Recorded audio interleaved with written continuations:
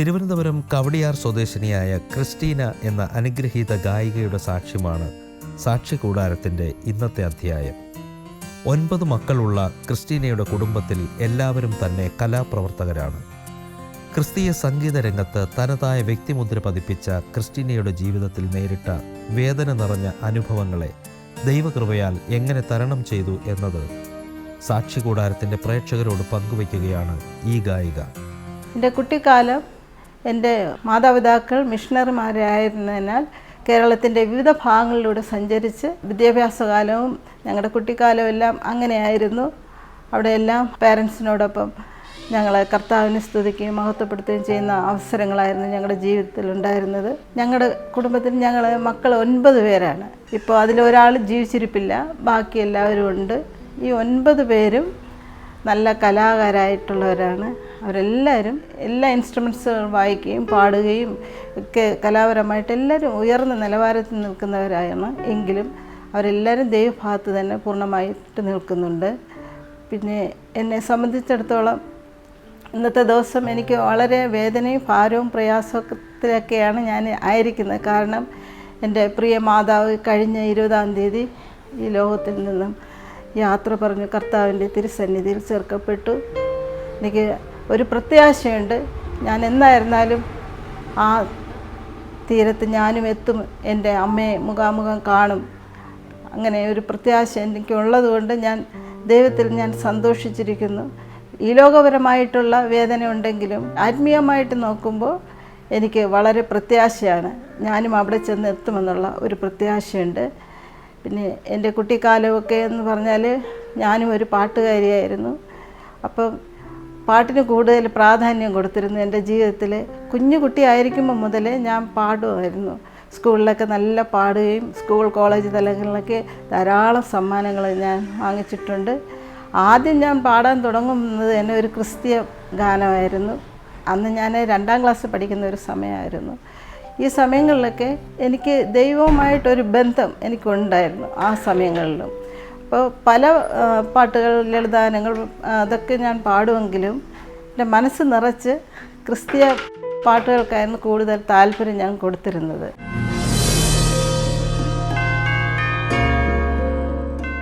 ഞങ്ങളുടെ കുടുംബത്തെക്കുറിച്ച് പറയുകയാണെങ്കിൽ പപ്പ വലിയൊരു സംഗീതജ്ഞനായിരുന്നു. പപ്പ വളരെ വലിയൊരു പാട്ടുകാരനായിരുന്നു. വലിയ ഒരു ധനാഢ്യ കുടുംബത്തിൽ നിന്നും കർത്താവിൻ്റെ വിളി സ്വീകരിച്ച് കർത്താവിൻ്റെ വേലയ്ക്ക് വേണ്ടി ഇറങ്ങിത്തിരിച്ച ഒരു ദൈവദാസനായിരുന്നു. വളരെ കഷ്ടപ്പാടുകളും വളരെ കോളറ, അങ്ങനെ മലമ്പനിയൊക്കെ ഉള്ള ഒരു കാലഘട്ടത്തിലാണ് പപ്പ സുവിശേഷ വേലയ്ക്ക് ഇറങ്ങുന്നത്. അപ്പോൾ പപ്പയോടൊപ്പം ഞങ്ങളും വിശ്വസ്തരായിട്ട് കർത്താവിൻ്റെ വേലയിൽ പങ്കുചേർന്നു. പപ്പ ഞങ്ങളെ അതുപോലെ തന്നെയാണ് വളർത്തിയത്. ബൈബിൾ വായിക്കുവാനും പ്രാർത്ഥിക്കുവാനും ഒക്കെ ഞങ്ങളെ പപ്പ പഠിപ്പിച്ചു. എന്നും സന്ധ്യയാകുമ്പോൾ സന്ധ്യപ്രാർത്ഥന ഞങ്ങളുടെ ജീവിതത്തിൽ ഒരു അനുഗ്രഹമായിരുന്നു. ആ സന്ധ്യപ്രാർത്ഥനയ്ക്ക് ഞങ്ങൾ 9 മക്കളും പപ്പയും അമ്മയും ഒരുമിച്ചിരുന്നാണ് ഞങ്ങൾ ദൈവത്തെ പാടി സ്തുതിച്ച് മഹത്വപ്പെടുത്തുന്നത്. അതിൻ്റെ എല്ലാ അനുഗ്രഹങ്ങളും ഞങ്ങൾക്ക് പിൽക്കാലങ്ങളിൽ അനുഭവിക്കാൻ ഇടയാക്കി തീർന്നു.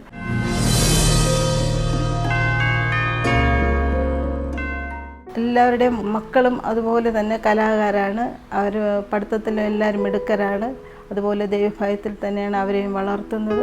അങ്ങനെ ഒരു നല്ല കുടുംബമാണ് ഞങ്ങളുടെ കുടുംബം. പിന്നെ അമ്മയുടെ ആ വേർപാടിലുള്ള ഒരു വേദനയിൽ എല്ലാവരുമൊക്കെ ആയിരിക്കുന്നു. എൻ്റെ കുട്ടിക്കാലം എന്ന് പറയുന്നത് തന്നെ ഞാൻ കോളേജ് തലങ്ങളിലും സ്കൂൾ തലങ്ങളിലൊക്കെ ഞാൻ പഠിക്കുന്ന കാലഘട്ടങ്ങളിൽ ഞാനാണ് ഏറ്റവും കൂടുതൽ പ്രൈസ് വാങ്ങുന്ന ഒരു കുട്ടി. അപ്പം എല്ലാ അധ്യാപകർക്കുമൊക്കെ എന്നെ വലിയ ഇഷ്ടമായിരുന്നു. അത് കഴിഞ്ഞ് പിന്നെ ആകാശവാണിയിൽ എനിക്ക് സ്ഥിരമായിട്ട് ലളിതഗാനങ്ങൾ പാടുവാനും ജയശ്രീ ബാലജനസഖ്യം അങ്ങനെയൊക്കെയുള്ള കുട്ടികളുടെ ഓരോ പരിപാടികൾ പങ്കെടുക്കുവാനും ഒക്കെ ഒത്തിരി ഇടയായി തീർന്നു. ഇതൊക്കെ ആയിരുന്നുവെങ്കിൽ തന്നെയും ഞാൻ എൻ്റെ പഠിത്തമെല്ലാം കഴിഞ്ഞ് ഞാൻ ജോലിയിൽ പ്രവേശിക്കുന്നത് 1995-ലാണ്. അപ്പം ഞാൻ ഇവിടുന്ന് പോകുന്നത് കോഴഞ്ചേരി മുത്തൂർ ഹോസ്പിറ്റലിലാണ് എനിക്ക് ജോലി ലഭിക്കുന്നത്. അപ്പോൾ അവിടെ ചെന്നപ്പോൾ ഭയങ്കര വേദനയോടുകൂടിയാണ് പോകുന്നത്. കാരണം പപ്പ 88-ൽ മരിക്കുന്നു. പിന്നെ അമ്മയുടെ സംരക്ഷണയിലായിരുന്നു ഞങ്ങൾ മക്കൾ. അപ്പോൾ അമ്മയും സഹോദരങ്ങളെയൊക്കെ പിരിഞ്ഞു പോകുന്ന ഭയങ്കര വേദനയായിരുന്നെങ്കിലും ഒരു ജോലി ആവശ്യമാണല്ലോ എന്ന് കണ്ടു ഞാൻ അങ്ങനെ യാത്ര തിരിക്കുകയായിരുന്നു. ആ ഹോസ്പിറ്റലിൽ ചെന്നപ്പോൾ ആ ഹോസ്പിറ്റലും അതിൻ്റെ അന്തരീക്ഷമൊക്കെ എനിക്ക് വളരെ സന്തോഷമായിരുന്നു. കാരണം 80-ൽ ഒക്കെയാണെന്ന് തോന്നുന്നു ഞങ്ങൾ അവിടെ ഒരു മർത്തോമ പള്ളിയിൽ ഒരു കരോൾ സർവീസിന് പോയിട്ടുണ്ടായിരുന്നു. അപ്പോൾ ആ മർത്തോമ പള്ളിയിൽ പോയതും അവിടെ ആ കരോളിന് പാടിയതൊക്കെ എപ്പോഴും എൻ്റെ ഓർമ്മയിൽ ഇങ്ങനെ വരുമായിരുന്നു. അപ്പോൾ അവിടെയൊക്കെ ചാടി നടന്ന് ഓടിയതും ആ പ്രകൃതി ഭംഗിയും ഇതെല്ലാം എൻ്റെ മനസ്സിലിങ്ങനെ ഉള്ളതുകൊണ്ട് എന്നും ഞാൻ ഓർക്കും ഒരു നാൾ അവിടെ പോകണം.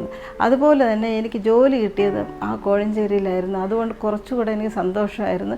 ഞാൻ അവിടെ പോകുമ്പോൾ തന്നെ ആ പള്ളിയും ആ പ്രദേശങ്ങളൊക്കെ കണ്ടാണ് ഞാൻ പോയത്. അതൊക്കെ എനിക്ക് ഭയങ്കര സന്തോഷമായി. അവിടെ ചെന്നപ്പോൾ മനസ്സിൽ അമ്മയൊക്കെ പിരിഞ്ഞു വരുന്ന വേദന ഉണ്ടായിരുന്നെങ്കിലും അവിടെ ചെന്നപ്പോഴേക്കും ഒരു 6 മണിയായ സമയമായിരുന്നു. ആ 6 മണി സമയമായപ്പോൾ അവിടുത്തെ ആ ഹോസ്പിറ്റലിൻ്റെ ചാപ്പലിൽ നിന്നും ഒരു നല്ല പാട്ട് ഞാൻ കേൾക്കാനിടയായി.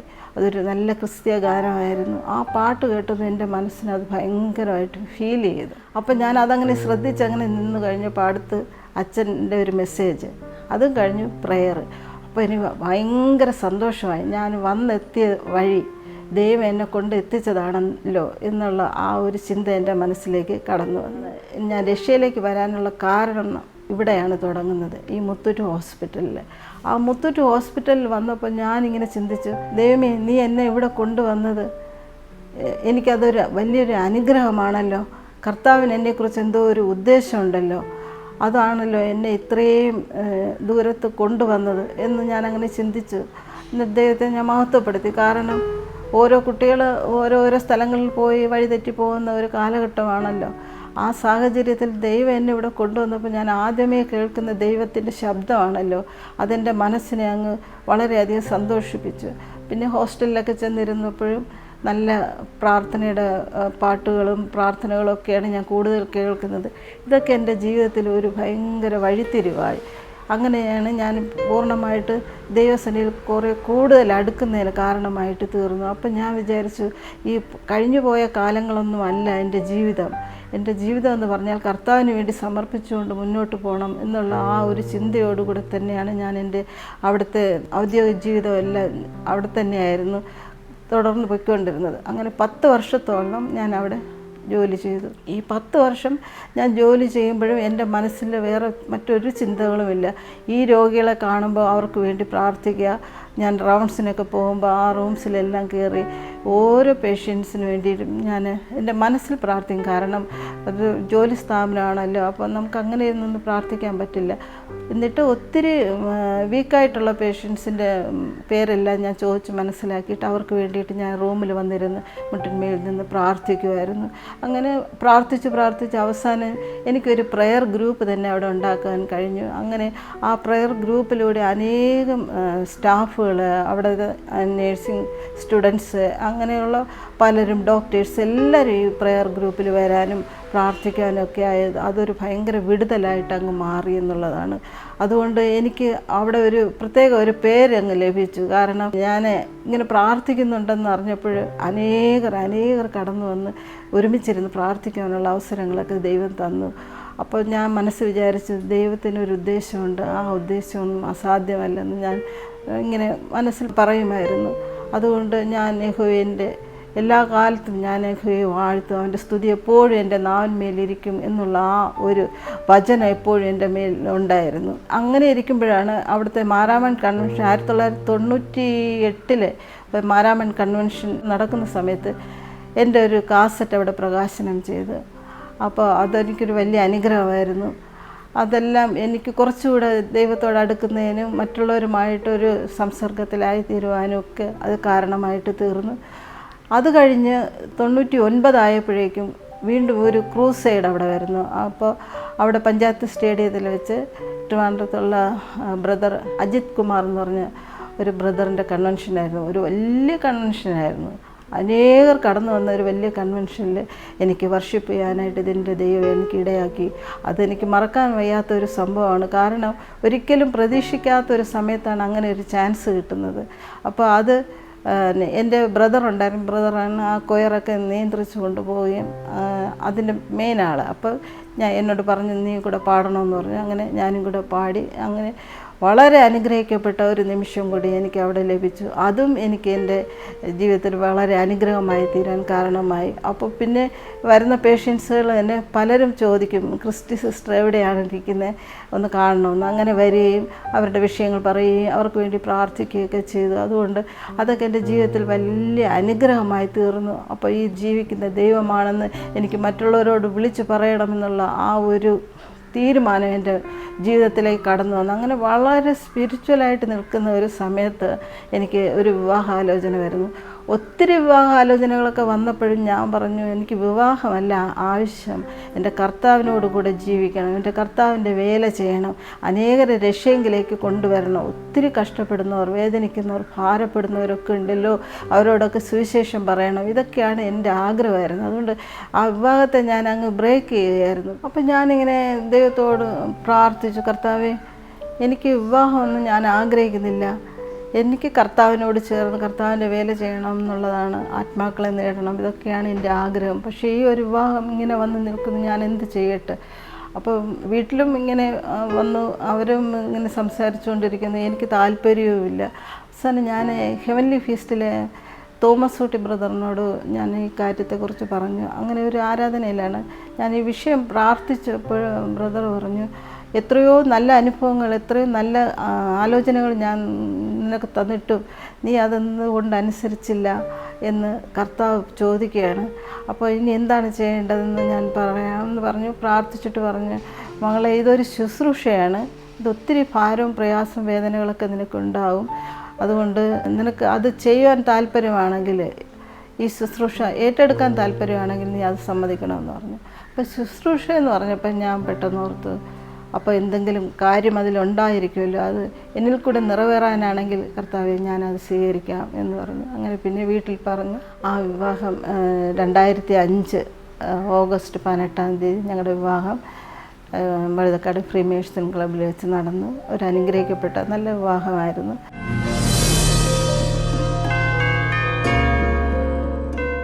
അതിനുശേഷം ഞങ്ങൾ സന്തോഷമായിട്ട് ജീവിക്കുകയായിരുന്നു. പിന്നെ ഞാൻ കോഴഞ്ചേരിയിൽ നിന്നൊക്കെ ഇനി പോന്നു ഇവിടെ വന്നു കഴിഞ്ഞു. പിന്നെ ആദ്യമായിട്ട് പോയത് പഞ്ചായത്ത് ഹാളിലൊരു ആരാധനയ്ക്കാണ് പോയത്. അവിടെ എൻ്റെ ഭർത്താവിൻ്റെ വീട്ടുകാരെന്ന് പറഞ്ഞാൽ ബ്രദറൻ സഭക്കാരായിരുന്നു. അതുകൊണ്ട് അച്ഛന് ആരാധനയ്ക്ക് പോകുന്നതിന് വേറെ തടസ്സങ്ങളൊന്നും ഇല്ലായിരുന്നു. ഞങ്ങൾ ആരാധനയ്ക്ക് പോകും. രണ്ടുപേർക്കും ജോലി ഉണ്ടായിരുന്നു. ഞാൻ SCT ഹോസ്പിറ്റലിൽ ഹൗസ് കീപ്പിംഗ് ഡിപ്പാർട്ട്മെൻറ്റിൻ്റെ മാനേജറായിരുന്നു. എൻ്റെ ഹസ്ബൻഡ് കൊസ്മെറ്റോ ഫൈനാൻസിൻ്റെ ബ്രാഞ്ച് മാനേജറായിട്ടും ഇവിടെ ട്രിവാൻഡ്രത്തിന് മുട്ടട എന്ന് പറഞ്ഞ ബ്രാഞ്ചിൽ വർക്ക് ചെയ്യുമായിരുന്നു. അപ്പോൾ അങ്ങനെ ഞങ്ങളുടെ ജീവിത അനുഗ്രഹമായിരുന്നു. പിന്നെ ഞങ്ങളുടെ ഫ്രീ ടൈമിനൊക്കെ ഞങ്ങൾ പ്രെയർ ഗ്രൂപ്പുകളൊക്കെ ഉണ്ട്, അവിടെയൊക്കെ പോയി പ്രാർത്ഥിക്കുകയൊക്കെ ചെയ്യുമായിരുന്നു. അങ്ങനെ ഒരു നല്ല ജീവിതമായിരുന്നു. പക്ഷേ 2017 ആയപ്പോഴേക്കും അച്ഛന് ഒരു സെപ്റ്റംബർ മാസം 16 ആയപ്പോൾ പെട്ടെന്നൊരു പനി വന്നു. ആ പനി ഭയങ്കര പനിയായിരുന്നു. ആ പനിയോടുകൂടെ ഞങ്ങൾ പെട്ടെന്ന് അച്ഛനെ SCT ഹോസ്പിറ്റലിലേക്ക് കൊണ്ടുപോയി. അവിടെ ചെന്നപ്പോൾ ഐസിയിലാക്കിയപ്പോൾ എന്താണ് രോഗമെന്നൊന്നും പറയുന്നില്ല, വളരെ ക്രിട്ടിക്കൽ സ്റ്റേജാണെന്ന് പറഞ്ഞു. രക്ഷപ്പെടുമോ ഇല്ലയോന്ന് അറിയത്തില്ല എന്നൊക്കെ ഇങ്ങനെ പലരും പല രീതിയിൽ പറയുന്നു. അതൊരു തിരുവോണ ദിവസം ആയതുകൊണ്ട് ഡോക്ടേഴ്സും ഇല്ലായിരുന്നു. ഇങ്ങനെയൊക്കെ പറഞ്ഞപ്പോഴേ ഞാനിങ്ങനെ ഒരു നേഴ്സ് ഒന്ന് പറഞ്ഞു, എങ്കിൽ നിങ്ങൾ കിംസിലേക്ക് കൊണ്ടുപോകാൻ പറഞ്ഞു. ഉടനെ തന്നെ അവരുടെ പാരൻസ് എല്ലാം അമേരിക്കയിലായിരുന്നു. അവരെ വിളിച്ച് ചോദിച്ചപ്പോൾ അവർ പറഞ്ഞു കിംസിലേക്ക് കൊണ്ടുപോകാൻ പറഞ്ഞു. ഞങ്ങളങ്ങനെ കിംസിലേക്ക് കൊണ്ടുപോയി. അവിടെ കൊണ്ടു ചെന്നപ്പോൾ തന്നെ അച്ഛനെ ICUലേക്ക് കയറ്റി. അങ്ങനെ അച്ഛന് 16 ദിവസത്തോളം വെൻറ്റിലേറ്ററിലായിരുന്നു. ഈ സമയങ്ങളിൽ എനിക്ക് വളരെ ഭാരവും പ്രയാസവും വേദനകളൊക്കെ എനിക്ക് ഉണ്ടായെങ്കിലും എനിക്കൊരു പ്രത്യാശ ഉണ്ടായിരുന്നു, എൻ്റെ അച്ഛനൊരു മടങ്ങി വരവ് ദൈവം കൊടുക്കുമെന്നുള്ള. അങ്ങനെ പലരെയും വിളിച്ചു. ഞങ്ങൾ പല പ്രാർത്ഥന ഗ്രൂപ്പുകളിലൊക്കെ വിളിക്കുകയും പ്രാർത്ഥിക്കുകയൊക്കെ ചെയ്തു. അപ്പോഴൊക്കെ മനസ്സിന് ഭയങ്കര ഒരു ഭാരം വരുന്നെങ്കിലും മനസ്സിൽ ഞാൻ ചിന്തിക്കുകയാണ്, എൻ്റെ അച്ഛൻ വരും, ഞങ്ങൾ ഒരുമിച്ച് കർത്താവിൻ്റെ വേല ചെയ്യും. ആ ഒരു പ്രത്യാശയോടുകൂടി തന്നെയാണ് ഞാൻ നിന്നത്. അങ്ങനെ ഇന്നിപ്പം നാഗപ്പൂരിലുള്ള ഒരു പാസ്റ്റർ എൻ്റെ ബ്രദറിന് ഒരു പാട്ട് അയച്ചു കൊടുത്തു. അപ്പം ഞാൻ കേൾക്കാൻ വേണ്ടിയിട്ട് ഈ സഹോദരന് എൻ്റെ ബാക്കിലിരുന്ന് ഈ പാട്ടിട്ടു.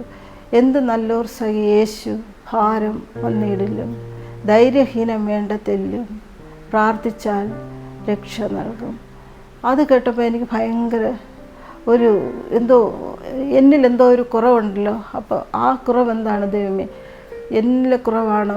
അതുകൊണ്ട് ആണോ ഇങ്ങനെയൊക്കെ സംഭവിച്ചെന്നുള്ള ആ ഒരു വേദന എനിക്ക് വന്നു. ഞാൻ അവിടെ മുട്ടുകുത്തി നിന്ന് പ്രാർത്ഥിച്ചു, എൻ്റെ കുറവുകളെല്ലാം ദൈവം ക്ഷമിക്കണമേ, അത് അച്ഛനിൽ അതൊരു ഭാരമായി തീരരുതെന്ന് പ്രാർത്ഥിച്ചു. എന്തായാലും ആ വലിയ ക്രിട്ടിക്കൽ സ്റ്റേജ് എല്ലാം കഴിഞ്ഞു. ഒരു മാസത്തോളം ഞങ്ങൾ കിംസിലായിരുന്നു. അന്ന് അച്ഛൻ കടന്നു പോകുമെന്ന് പറഞ്ഞതാണ്. അവിടെ നിന്ന് ദൈവം ഒരു ഭയങ്കര വിടുതലൊക്കെ കൊടുത്തു. വീണ്ടും ഞങ്ങൾ ഒരുമിച്ച് വന്ന് താമസിച്ചു. പിന്നെയാണ് ഞങ്ങൾ ഈ നിട്ടയത്ത് വീടൊക്കെ വാങ്ങുന്നത്. അങ്ങനെ ഇരിക്കുമ്പോൾ 2018 ആയപ്പോഴേക്കും അച്ഛന് വീണ്ടും ഈ പനി തന്നെയാണ് വരുന്നത്. ആ പനി വന്നു. അപ്പോൾ ഞാൻ പറഞ്ഞു നമുക്ക് ഹോസ്പിറ്റലിൽ പോകാമെന്ന് പറഞ്ഞു. ഹോസ്പിറ്റലിൽ പോകാൻ ഒരുങ്ങുന്ന സമയത്ത് തന്നെ അച്ഛൻ പറഞ്ഞു പിന്നെ വേണ്ട ക്രിസ്റ്റി കുറച്ച് കഴിയട്ടെ എന്ന് പറഞ്ഞപ്പോൾ എൻ്റെ സിസ്റ്ററിനെ വിളിച്ച് ഞാൻ പറഞ്ഞപ്പോൾ സിസ്റ്ററിൻ്റെ ഹസ്ബൻഡ് പറഞ്ഞില്ല, ഹോസ്പിറ്റലിൽ പോയേ പറ്റുള്ളൂ എന്ന് പറഞ്ഞു. അങ്ങനെ ഞങ്ങൾ ഹോസ്പിറ്റലിൽ പോകാനായിട്ട് എൻ്റെ ബ്രദേഴ്സൊക്കെ വന്ന് ഞങ്ങളെല്ലാവരും കൂടി കൊണ്ടുപോകുന്ന വഴിക്ക് തന്നെ അച്ഛനെ മരിച്ചു എന്നാണ് പറയുന്നത്.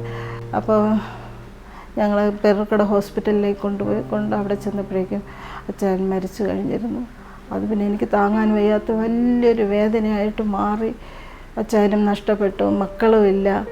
അങ്ങനെ വന്നു. പിന്നെ അവസാനം എൻ്റെ അമ്മയും സഹോദരങ്ങളും ഒപ്പം എനിക്ക് കഴിയേണ്ടി വന്നു. അങ്ങനെ ഇരിക്കുമ്പോഴാണ് അമ്മയുടെ മരണം അതെനിക്കൊരു ഭയങ്കര വേദനയായിട്ട് മാറി. എങ്കിലും ഞാൻ ദൈവത്തിൽ പ്രത്യാശ വെച്ചുകൊണ്ട് എൻ്റെ ജീവിതം മുന്നോട്ട് കൊണ്ടുപോകുന്നു. കാരണം എനിക്ക് ജീവിക്കുന്നത് ക്രിസ്തുവിനോട് കൂടെ ആയിരിക്കണം. അതാണ് എൻ്റെ ഏറ്റവും വലിയ ആഗ്രഹം. അപ്പോൾ അതോടുകൂടെ അനേകരെ രക്ഷയെങ്കിൽ കൊണ്ടുവരണം, കർത്താവിൻ്റെ വേല ചെയ്യണം. ഞാൻ കണ്ട ദൈവം, എന്നെ രക്ഷിച്ച ദൈവം, ഞാൻ എങ്ങനെ രക്ഷയുടെ അനുഭവത്തിൽ വന്നു, അവരെ ആ രക്ഷയുടെ അനുഭവത്തിലേക്ക് കൊണ്ടുവരാനായിട്ട് ദൈവം ഇടയാക്കട്ടെ എന്ന് ഞാൻ പ്രാർത്ഥിക്കുന്നു. അതുകൊണ്ട് എന്ത് ഭാരം വന്നാലും എന്ത് പ്രയാസം വന്നാലും എനിക്ക് പറയാനുള്ളത് കഷ്ടതയിലും പാടുവാൻ, നഷ്ടമതിൽ കൊണ്ടാടുവാൻ ശക്തി അരുൾനാഥനെ ഭക്തിയിൽ പൂർണ്ണയാക്കുന്നേ. ഇതാണ് എൻ്റെ പ്രാർത്ഥന. അതിനുവേണ്ടി ഞാൻ ദൈവത്തോട് പ്രാർത്ഥിക്കുന്നു. കുട്ടിക്കാലം മുതൽ തന്നെ പാട്ടുകാരിയായി വളർന്ന ക്രിസ്റ്റീന നിരവധി വേദികളിൽ യേശുവിനായി പാടി.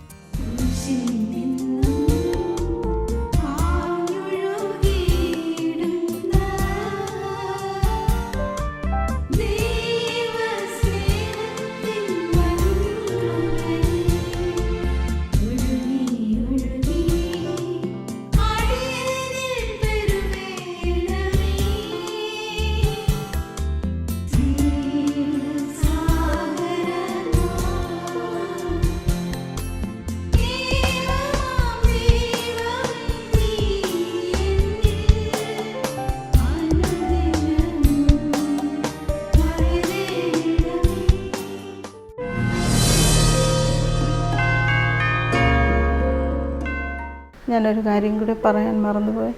ഞാൻ പോകുന്നത് കേശവദാസപുരം ഐറൻ ഗോസ്പൽ ചർച്ചിലാണ് ഇപ്പോൾ ആരാധനയ്ക്ക് പോകുന്നത്.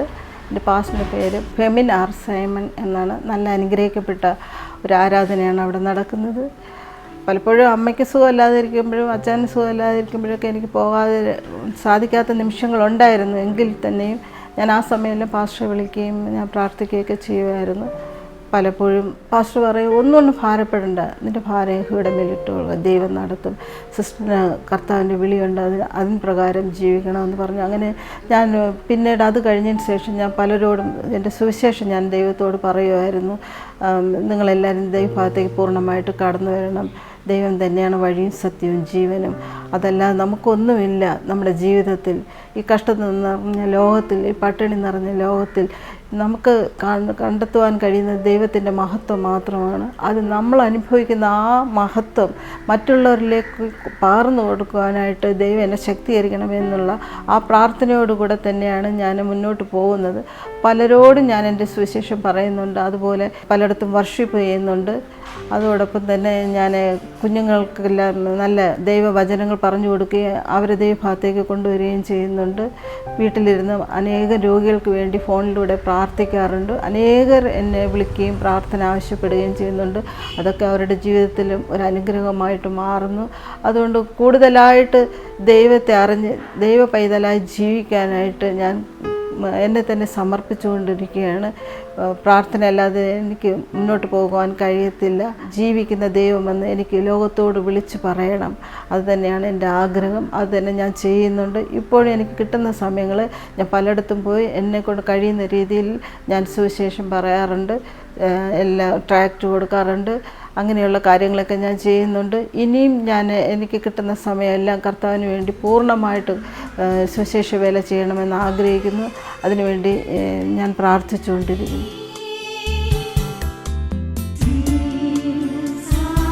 തൻ്റെ ശബ്ദം ഇനിയും യേശുവിനായി അനേക വേദികളിൽ മുഴങ്ങട്ടെ എന്ന് നമുക്ക് പ്രാർത്ഥിക്കാം. ഈ അനുഗ്രഹീത സാക്ഷ്യം നമുക്കും പ്രാർത്ഥനയിൽ വിശ്വാസം വർദ്ധിക്കുവാൻ ഇടവരട്ടെ.